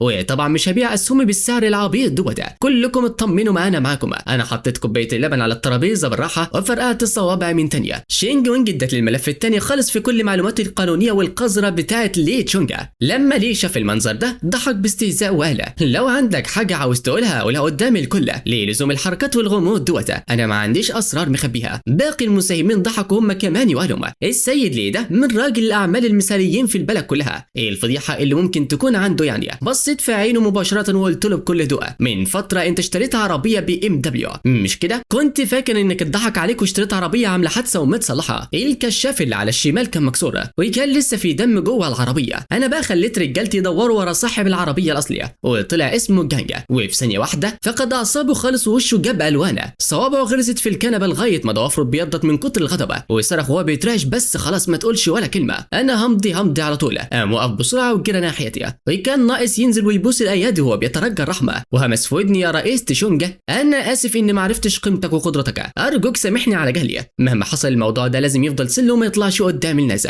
والا ابني هيروح في داهيه ويموت. وقبل ما ارد عليه حتى خطف العقد من ايدي ومضى عليه من غير تردد، وقدمه لي وهو منحني وبكل احترام بايديه الاثنين. باقي المساهمين كانوا واقفين فاتحين بقهم مش فاهمين ايه اللي حصل بالظبط. انا كل اللي عملته اني قلت جملتين بساطه، بس لي تشونج اللي عنده 60 سنه فجاه وشه بقى احمر زي قفاه. واحد صرخ فيه وقال له: يا سيد ليه في ايه؟ على الاقل قول لنا جرى ايه، لو حتى انت مشيت احنا المفروض نعمل ايه؟ بس لي تشونج زيه زي هوزو بالظبط، ما بصش وراه ولا رد على اي حد فيهم، وخد ديله في اسنانه وخلع من المكان. هرب لي تشينج من فيلا لانشان وهو بيجري ومش باصص وراه نهائيا، كانه بيجري من وحش حقيقيه. الحكايه وما فيها ان من كام سنه فاتوا ابن لي تشينج ده عمل مصيبه سوداء، كان سيء وهو سكران طينه وعمل حادثه موت فيها بني ادم واحده، وعلشان لي تشينج يحمي ابنه من الحبس دفع دم قلبه لواحد تاني علشان يشيل الليله ديت مكانه ويدخله السجن بدله. العربيه اللي عملت الحادثه دي كانت من نوع BMW، والمجني عليه اللي مات كان شخصيه مشهوره جدا. وتخيلوا بقى لو الحقيقه ديت ظهرت للنور، ابنه اكيد كان هيقضي سنين وسنين ورا القضبان. باقي المساهمين لما شافوا ان حتى لي تشونج استسلم وخلع فجاه حسوا ان الهوا ما عادش موجود في المكان.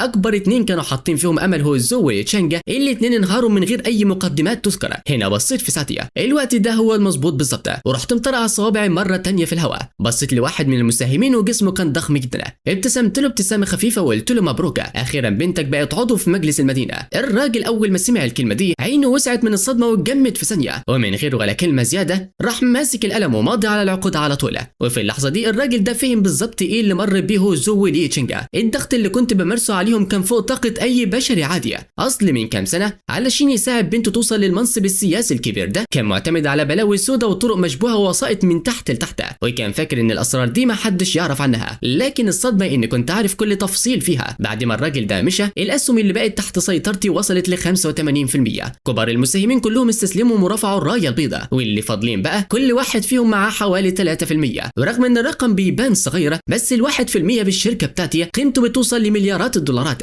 فجاه نظرتي ليهم اتغيرت وبقت حاده زي الموس وهي بتعدي على كل واحد فاضل فيهم. الناس اللي ضميرها مش صافي انهاروا تماما تحت نظرات النهارده وما بقوش قادرين يستحملوا اكتر من كده، وراحوا ماضيين كلهم على عقود التنازل غير العادله دي بالمره. وبسرعه البرق ملكيتي للشركه زادت ووصلت ل 90%. ما بقاش فاضل في قاعه الاستقبال غير شويه مساهمين يتعدوا على صوابع ايد واحده، ولو خلصت على الكام واحد دولت مجموعه تشونج هو هتبقى بالكامل تحت سيطرتي وقبضه ايدي. واحد منهم كان متردد شويه وقال بصوت مهزوز: يا سياده الرئيس، العرض بتاعك لسه قليل قوي، احنا فعلا مش عاوزين نبيع. واحد تاني راح داخل في الكلام بسرعه: ايوه بالفعل، لو بس زودت السعر شويه احنا مستعدين نتفاوض. قمت وقفت ببطء واتمطعت بكل كسل وابتسمت وقلت لهم: بقول لكم ايه، انا دلوقتي مسيطر على 90% من المجموعه ديت، وبصراحه كده ما بقتش مهتم باسهمكم ديت من الاساس. هنا بقى المساهمين اللي فاضلين قلبوا الايه تماما وغيروا طريقتهم. واحد سال بحذر: هي سياده الرئيس، طيب ممكن بس ترفع السعر حاجه بسيطه؟ التاني رسم ابتسامه بالعافيه وقعد يترجى: ابوس ايدك زودها شويه، ابني لسه مسافر يدرس بره ومحتاج قرشين في اي حته. وحتى واحد فيهم شبك ايده في بعضه وبدا يتوسل: خلي في قلبك رحمه لينا. شينج وانج كانت مجهزه عقود تانيه متعدله من قلبها وطلعت العقود دي بكل هدوء وادتها للمساهمين الصغيرين دولت، والمره دي العرض كان زايد 10% كمان، ورغم انه لسه اقل بكتير من سعر السوق بس الكل كان راضي ومبسوط لانهم لانهم بعد ما شافوا اللي حصل لغيرهم فهم كويس ان هم لو فكروا يلعبوا اي لعبه وسخه هو هيجيبهم.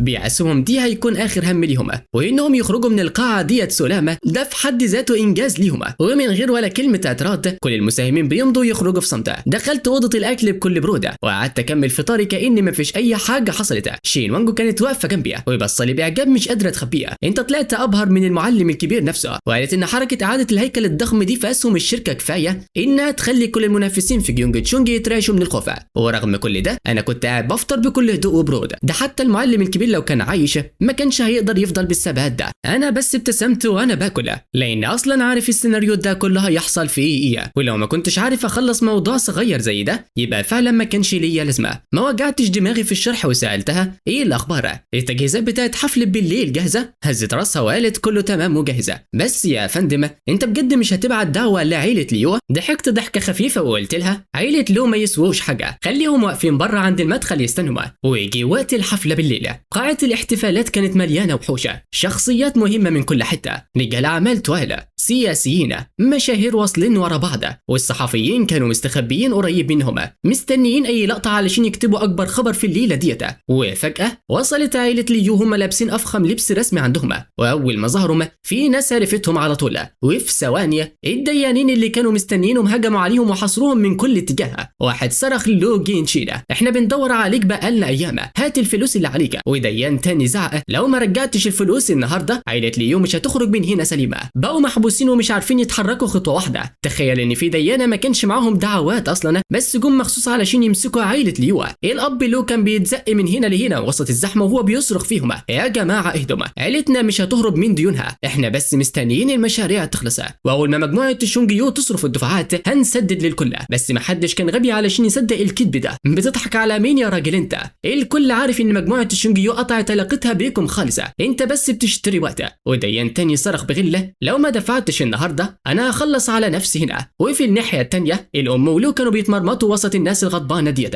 الديانين كانوا مراقبينهم كويس علشان ما يهربوش، ليحسب بذنب واهانه كبيره وهي شايفه نظرات السخريه من الضيوف المهمين اللي حواليها. وفجاه ما بقتش قادره تستحمل وانفجرت في الكل. انسوا المليارات ديت، احنا عائله ليو نقدر نسدد اي حاجه. وسعوا من وشي وبطلوا تسدوا المدخل. صوتها العالي لفت انتباه الجميع، وواحد من الديانه قرب منها وسالها بحده يا نسا ليو قولي لنا ايه علاقتك بتشنج دلوقتي واللي قطع الشغل معاكم فجاه؟ وسمعنا كمان انه خلاكي تدفعي فواتير بملايين لوحدك. راحت رفع راسها بغرور وثقه وقالت احنا جايين هنا النهارده علشان نحضر حفله تشنج، تفتكروا علاقتنا ايه بقى؟ استنوا بس لما ادخل جوه وتشنج بنفسه هيعتذر لعيلتي قدام الجميع، وبس كلمه مني وهيسد كل الديون اللي انتم بتصدعونا بيها ديت. صدقتوا دلوقتي؟ واهلها طبعا قعدوا ياكدوا على الكلام ده بكل حماسه. الديانه لما سمعوا الثقه دي بداوا يترددوا ويبصوا لوشها المغرور وصدقوا اللعبه، فوسعوا الطريقه علشان العيله تعدي. لكن اول ما الثلاثه وصلوا عند باب القاعه لا قدامهم حراس معضلين سدين عين الشمس وقافلين الطريقه. واحد منهم قلب برود مساء الخير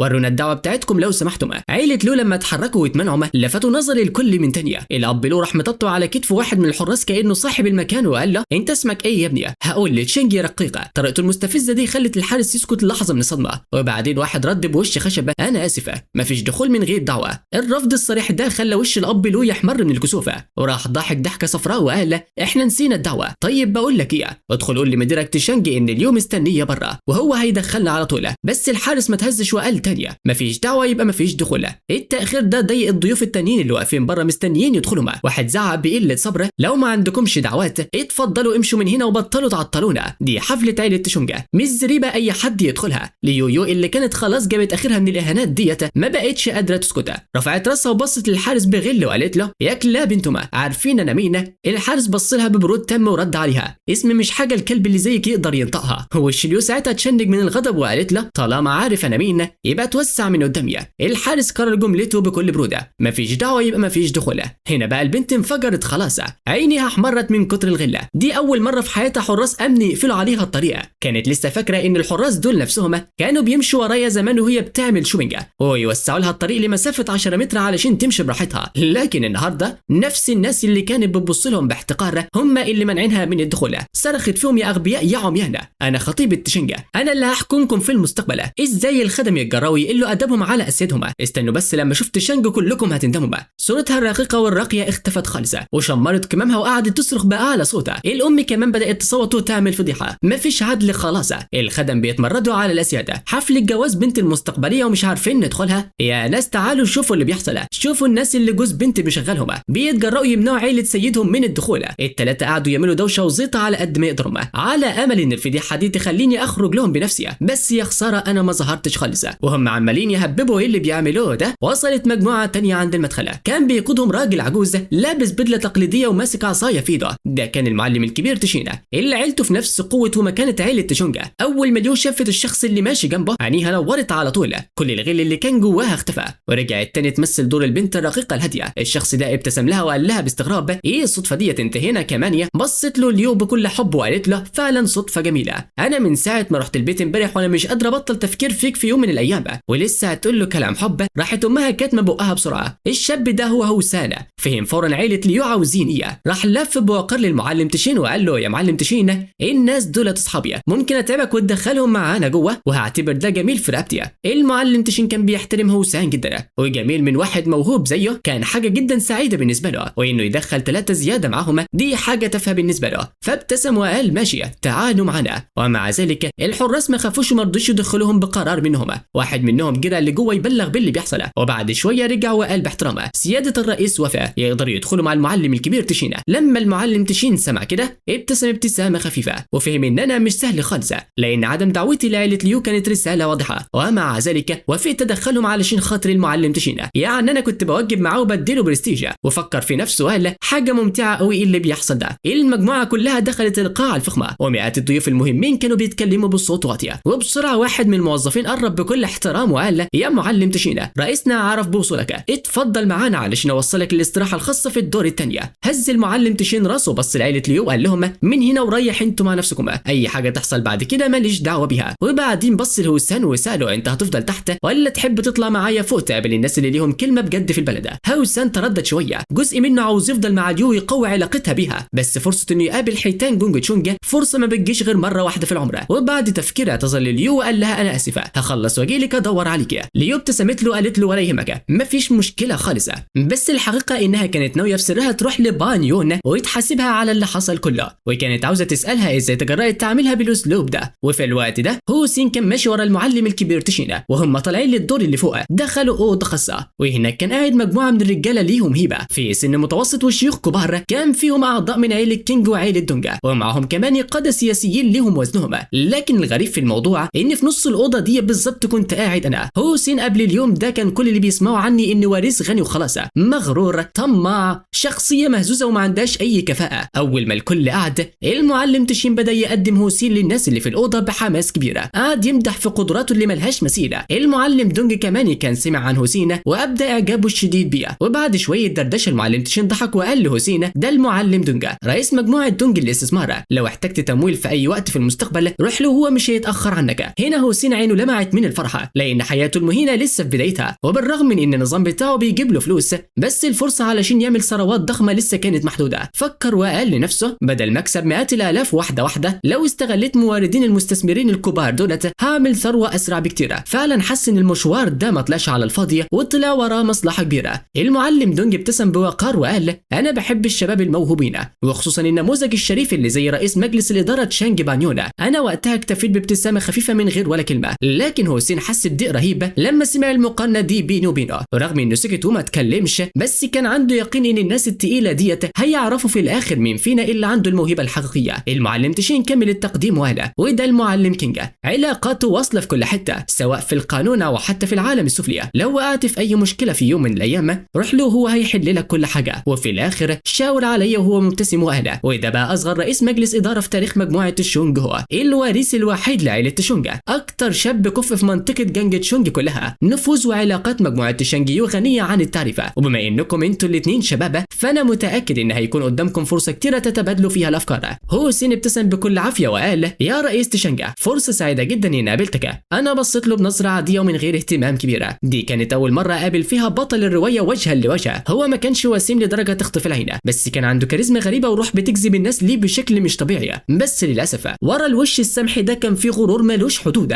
وشه كان دايما باين عليه الثقه الزياده اللي واصله لدرجه انه شايف نفسه اذكى من كل اللي حواليه. والنوع ده من البشر هو اكتر نوع انا ما بحبش اتعامل معاه نهائيا. المعلم تشين سحب ايده ببطء وغمض عينيه وسكت خالص. كان عاوز يشوف حسين هيرد ازاي على السؤال بتاعه وهيطلع نفسه من الورطه ديت ازاي. حتى حسين نفسه اتفاجئ جدا بكلامه وما كانش عامل حسابه. كان فاكر ان حد في مكانته ده هيلتزم بحدوده ومش هيحرجه بالسرعه ديت قدام الناس. رد حسين بسرعه وقال مكان الدفن اللي اخترته للمعلم تشين ممتاز جدا. هو كان محضر نفسه للموقف ده من بدري وعارف ان في الظروف العاديه عائله تشين هتكون مديونه ليه بجميل كبير، لان العائلات الغنيه بتهتم جدا بموضوع الفونج شوي وبتحترم جدا الخبراء الحقيقيين اللي بيفهموا فيها. انا ابتسمت ببرود وسالته يعني انت ناوي ترجع الفلوس؟ حسين اتسمر في مكانه من الصدمه. ارجع فلوس؟ تخيل كل الردود الممكنه منك الا انه يتوقع انك تطلب الفلوس من تانية. بس برضه استوعب الموقف بسرعه. لو لسه ما كانش قوي كفايه علشان يواجهك وش لوش وما كانش عاوز يوصل لكده دلوقتي. بص لي وقال بكل هدوء انا مش فاهم انت قصدك ايه، بس المعلم تشين قال لي انك مش راضي خالص عن ارض الدفن اللي اخترتها لوالدك، وانت حتى اخترت مدافن تانية بنفسك. بس ارض المدافن اللي انا نقيتها معروفه بانها ارضاء الرخاء وبتضمن ان عائله تشونج هتفضل في العالي وامورها هتمشي زي السكينه في الحلاوه. انا كنت عارف الثقه دي جايه منين، اكيد من النظام اللي معاه. بس بمجرد ما حسين خط رجليه في القاعه نظام الشرير بتاعي كان سحب كل المعلومات عن النظام بتاعه. لا وده كمان اتفوق عليه بمراحل. ضحكت بسخريه وقلت له انت صح في ان اسمها ارض رخاء، بس الحقيقه ان ارض ملهاش اي لازمه، والادهى من كل ده انها كانت هتجر عائله تشونج الكارثه، ولو ما كنتش لحقت الموضوع في الوقت المناسب كانت عيلتي هتبقى مجرد جثه هامده ملهاش اي قيمه. هل كنت قصدك تدمر عيلتي؟ فجاه الجو في الاوضه بقى تقيل وكله توتر. كل الحيتان الكبار اللي قاعدين في جنج تشونج فهموا ان حسين وقع في مصيبه سوداء. العائلات اللي زي دي بيقدسوا موضوع الفنجشوي اكتر من اي حاجه تانية، ممكن يسامحوا في اي حاجه الا ان اي حد يلعب في مدافن اجدادهم. ده خط احمر وما فيهوش هزار. حتى المعلم تشين وشه ولونه اختفى، ما كانش متخيل ان الموضوع خطير للدرجه دي، وبدا يندم انه جاب حسين معاه، لان لو حصلت مشكله بجد هو كمان مش هيعرف يهرب من المسؤوليه. حسين بدا يحس بخطوره الموقف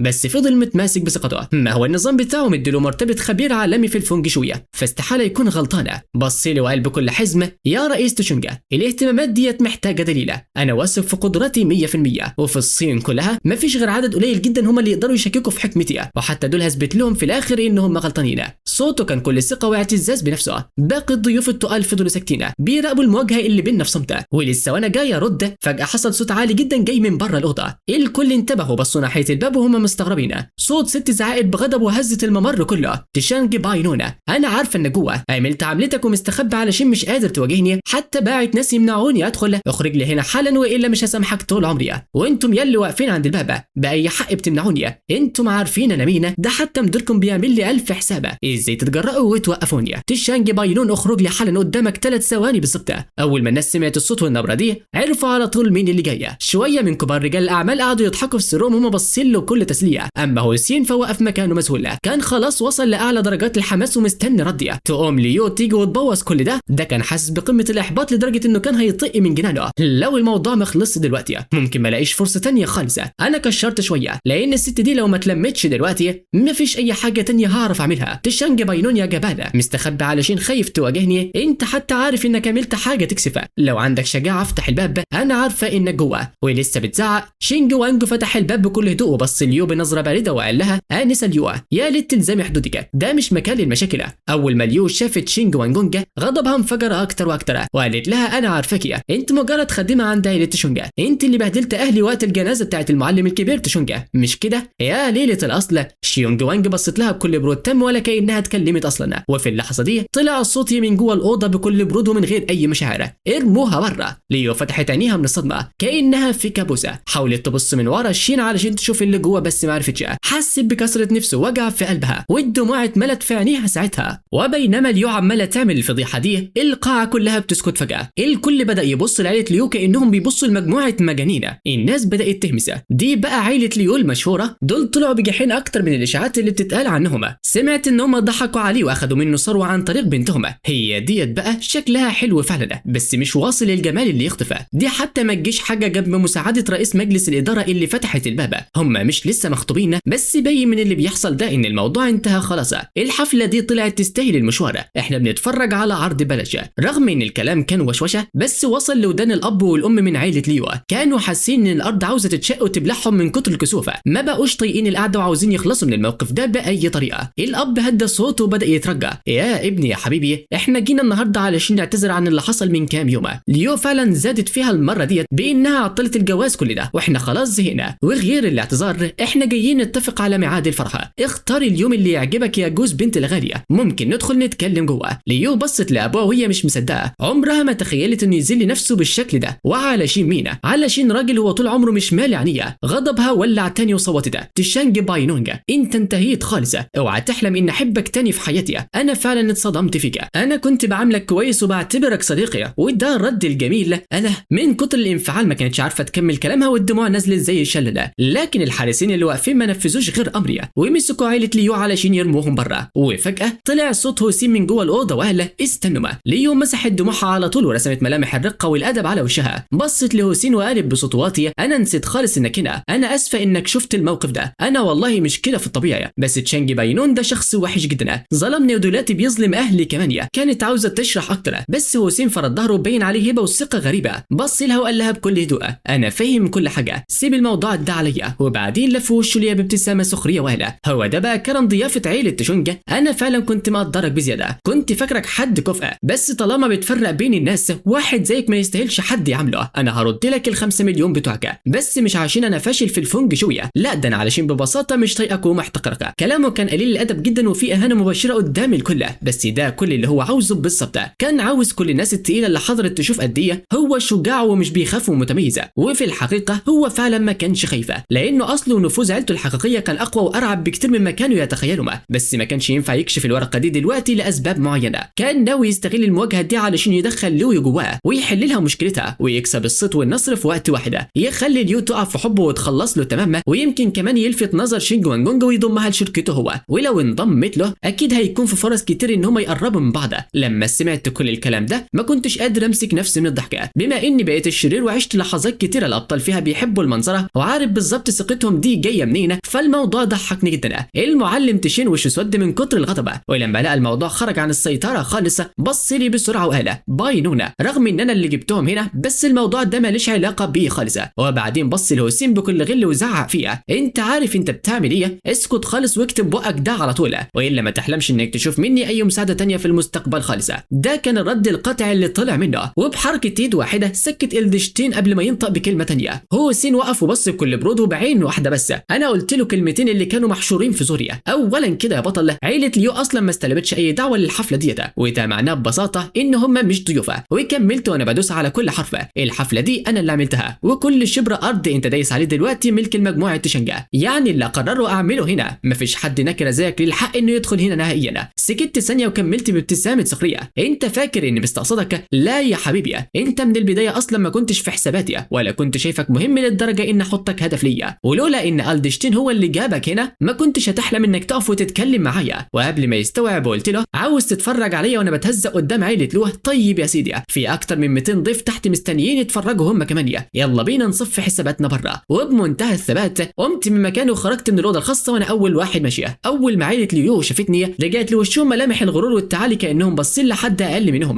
وقالب بسخريه: اخيرا قررت تطلع، هو ايه اللي جرالك بالظبط؟ فيك ايه غلط؟ انا بصيت لها باستغراب، الموضوع كان مضحك بالنسبه لي من كتر غبائها، ورديت عليها: هو انت متاكده ان عقلك في حاجه سليمه؟ يوري وان برقت لي وزعقت بصوت عالي: انت اتجننت؟ مش انت كل ده بتحاول تضغط عليا علشان اتجوزك؟ خلاص يا سيدي هقبل واتجوزك. ارتحت كده؟ هنا انا ابتسمت ابتسامه بارده زي التلج وقلت لها: لا ملوش لزومه، واحده زيك اصلا مش مؤهله انها تتجوزني. البنت اتصدمت ووقفت مكانها مش مصدقه اللي بتسمعه. انت بتقول ايه؟ انت اكيد جرالك حاجه في عقلك. ما كانتش قادره تستوعب ان الراجل اللي كان بيلف وراها طول عمره دلوقتي بيقول لها انها ما تستحقوش. ضحكت ببرود وقلت لها: ايوه بالظبط، انت ما تستهلنيش، انت مجرد واحده شكلك عادي جدا، شخصيتك حقيره غير عقلانيه خالصه، بوشين ومنافقه كمان. قولي لي بقى ايه اللي فيكي يخليني اثق فيكي؟ عيله تشانج بتاعتي يمكن مش اقوى عيله في الصين كلها، بس لسه لينا وضعنا واحترامنا. الست اللي هتبقى مراتي مش لازم تكون ملكه جمال العالم، بس على الاقل تكون محترمه قدام الناس، شاطره في بيتها، حنيه ورقيقه وبتفهم في الكلام. انت بقى عندك ايه من كل الصفات دي؟ اما بخصوص الخطوبه اللي بينا فضحكت وقلت لها زي ما كنت دايما بتقولي لي، الخطوبه دي كانت مجرد نكته، وجه الوقت بقى اننا ننهي النكته ديت. بعد الكلمتين دولت نزلت للدور الارضي، وشينج وونج كانت ماشيه جنبي بكل فخر. الضيوف المهمين كانوا بيبصوا لي بنظرات احترام. يوان وقفت مكانها جسمها كأن روحها طلعت منها. اهلها كمان كانوا في حاله ذهوله، ما كانوش يتخيلوا ابدا انها فضحها قدام الناس دي كلها، واقول انها ما تنفعش تكون سيده عيله تشينج المستقبليه كمان. كان باين في عيني ان الحب اللي كان ليها اتمسح خالص، مش بس اختفى، ده ما فيش ريحه اي مشاعر باقيه، كاننا عمرنا ما عرفنا بعض قبل كده. ابوها وامها كانوا بيبصوا لي برعب وعدم تصديق، وفكره واحده بس سيطرت عليهما، ان ميزه بنتهم الوحيده بقت ملهاش قيمه. عيلتهم دلوقتي بقت بره دائره نفوذ عيله تشينج، ودي كانت بدايه النهايه والانهيار ليهما. ابو يوري وان حاول يهرب من الحقيقه وزعق وهو بيبص لظهرها، انت وبنت خلاص كنتوا بقيتوا زوج وزوجه، هي دايما كانت بتعاملك كويسه، دي مراتك المستقبليه، ما ينفعش تعمل فيها كده، هي دي معامله عيله تشينج لمرات بنتهم، علشان انتم اغنياء يعني تفكروا انكم تقدروا تكونوا بالبرود ده قدام الناس. بنت اتظلمت كفايه وانا مش هسكت، هفضح كل اللي عملته في وسائل الاعلام واخلي سمعتك في الارض خالصه. امها كمان قعدت تعيط وتصوت، انت ما فيش في قلبك رحمه؟ اذا كنت بتعمل كل ده في خطيبتك، امال هتعمل ايه في الغريبه؟ يوري وان بدات تفوق لنفسها والدموع نازله على وشها كانها خسرت اغلى حاجه في حياتها، وبصت لظهر بنظره تانية خالصه، بدات تفتكر كل اللي فات،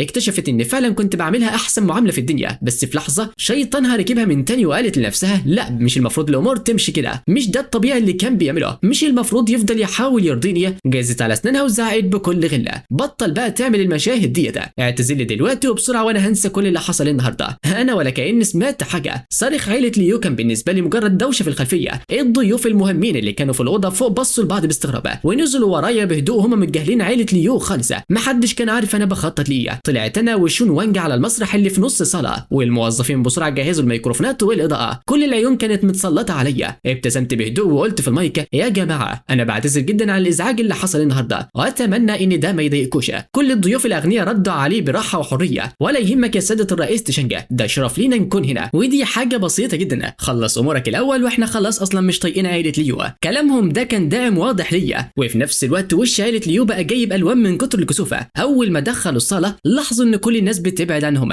اي حته يمشوا فيها الناس بتوسع كانهم عندهم مرض معدي. كل الشخصيات القويه في الحفله بقوا يعزلوهم تماما، ومحدش فضل جنب البنت دي غير هوسين اللي كان واقف بيتبجح. وقفت على المسرح وكملت كلامي بابتسامه، اكيد كتير منكم سمعوا اشاعات عن مجموعه تشينج قطعت كل سبل التعاون مع عيله لو، احب اوضح لكم ان دي مش اشاعات، دي الحقيقه الكامله، الموضوع هتنفذ القرار ده بدون اي استثناءات، حتى لو مجموعه تشينج فلست في يوم من الايام مش هترجع تتعامل معهم من تانية. ومش بس كده، اي شخصيه او شركه ليها علاقه بعيله ليو هيتم استبعادهم على طول وبشكل نهائي في اقتراحات شركه مجموعه تشينج. اول ما الكلمات دي طلعت من بقي، الضيوف من غير ما يحسوا بعدوا اكتر عن عيله ليو، حتى الجرسونات اللي شايلين المشروبات بقوا يلفوا من حواليهم خايفين يتقال ان هم وقفوا جنبهم. الناس كلها فهمت ان طالما انا وصلت للمرحله دي يبقى اكيد عيله ليو عملت كارثه ما تتغفرش. ابو البنت حس كأن صاعقه نزلت عليه، وكلامي فضل يرن في ودانه لحد ما حس ان الدنيا بتتهد فوق دماغه. اما امها فالدم ضرب في نافوخها، الرؤيه زغللت في عينيها خالصه، وقعت مغمى عليها على الارض من كتر الصدمه. وانا اتمنى ان ما يكونش ده اغماء وتروح على المقابر على طول. يوري وان بقت بتنفس بسرعه وشها بقى احمر دم، وبصت لي بكل غل وهي واقفه مكانها، كانت عاوزه تنطلق بس ما فيش كلمه طالعه منها. ابوها اللي فاق لنفسه قعد يصرخ بحرقه، هو عائله تشينج بقوا بالنداله ديت بتستوى على اقاربكم، مين بعد كده هيتجرأ يتعامل معاكم؟ بنتي ما عملتش حاجه غلطه ولا عيلتي عملت حاجه، انت بترمينا بعد ما استهلكتنا. كان ناوي يهد المكان على اللي فيه حتى لو سمعته باظت، كان عاوز يجر عيله تشينج الموجه من الهجوم الشعبي علشان يبين للناس وش الحقيقي زي ما هو متخيل. وهنا هوسان استغل الفرصه وهاجم هو كمان قدام الناس، يعني طلعت مجرد ابن عيله غنيه حقيره ومستهتره، انسان جاحد وما عندوش قلب ولا ولاء. انا بجد بشفق على اي حد بيعمل بيزنس مع مجموعه تشينج، لان شريكهم بوضوح انسان ملوش امانه، اللي يخون اهله وخطيبته هيعمل ايه في الغريبه؟ نصيحتي ليكم كلكم افتحوا عينيكم كويسه. الضيوف الكبار ما كانوش هبله، بداوا يفكروا في كلام الاب والام هوسينا، وفعلا بدا بعضهم يحس ان كلامهم فيه وجهه نظر. مهما كان يوري وان لسه خطيبتي، والمنظر ده قدام الناس كان قاسي جدا. بداوا يقلقوا، لو تشينج قدر يخلي خطيبته بالطريقه دي هيعمل فينا ايه لو عاوز يعزلنا في يوم من الايام؟ نظرات الحذر بدات تظهر في عينيهم، حتى الكبار زي إلدر تشينا وإلدر دونج هزوا راسهم باسفه كانهم بيقولوا اني زودتها اول مره دي. هوسين لما شاف الجو بدا يميل لصفه، ما قدرش يخبي الابتسامه اللي ظهرت على وشه. انا بصيت له مباشره وضحكت ببروده، قول لي بقى يا بطله ايه علاقتك بالظبط بعائله لو؟ رد عليا بمنتهى الثقه، انا صديقهم، وببساطه مش قادر اشوفك وانت بتفتري على الناس واسكت. ضحكت بسخريه وقلت له انا شايف انك مش صديقه، انا شايف انك مجرد خراب بيوت وقليل الاصل. وقبل ما حد يستوعب الجمله دي، شين وانجو شدت الستاره الكبيره اللي ورا المسرح، وفي نفس الوقت نزل بروجيكتور من السقف في نص القاعه. ثانيه واحده وظهرت صوره كبيره جدا قدام الناس، صوره البنت وحسين وهما ماشيين مع بعض بشكل مبالغ فيه في الملاهيه، اجسامهم لازقه في بعض وشكلهم ابعد بكتير ما يكون عن مجرد مجرد صديقه. القاعه كلها سكتت خالصه. عيله لو الثلاثه قلوبهم كان بيدق لدرجه انهم حسوا بوجع في صدرهم ورعشه برد مشت في جسمهم كلهم. هو سين وقف مكانه مصدومه واللون هرب من وشه خالص. انا كملت بكل هدوء زي ما انتم شايفين. الشخصين اللي في الصوره دي علاقتهم قويه جدا، واحده فيهم تبقى خطيبتي والتاني هو الراجل اللي بيقول انه مجرد صديق للعيله. عارفين ليه سميته خراب بيوت؟ علشان ما فيش حد بيحترم نفسه بيجري ورا خطيبه راجل تاني زي الكلب الضال. ما فيش حد غير انسان ما عندوش ريحه الدم يقدر يعمل كده بكل بجاحه ومن غير كسوفه. دلوقتي قولوا لي مين فينا الحقيره؟ مين فينا اللي ما عندوش شرفه؟ اعتقد الاجابه واضحه قدام عينيكم كلكم. وبعدين بصيت للناس وكملت كلامي. الفلوس اللي صرفتها عليها تعدي المليارات. بالمليار دي كنت اقدر اشتري بيها حاجات كتيره، لكن هي عملت ايه كخطيبتي؟ ما كلفتش خاطرها تزور ابويا وهو بينازع الموت، ولا حتى سالت عليه في التليفون. قلت ماشي واستحملت، لكن توصل بيها البجاحه لدرجه دي انها في يوم جنازه ابويا تروح تتفسح وتخرج مع واحد تاني غيري؟ يا عائله ليوا، انتم فاكرين ان عيل صغير تقدروا تضحكوا عليه وتدوسوا على كرامته؟ ومع اخر كلمه بدات صور تانية تنزل ورا بعض على الشاشه لريوديو وان وهيوسينا.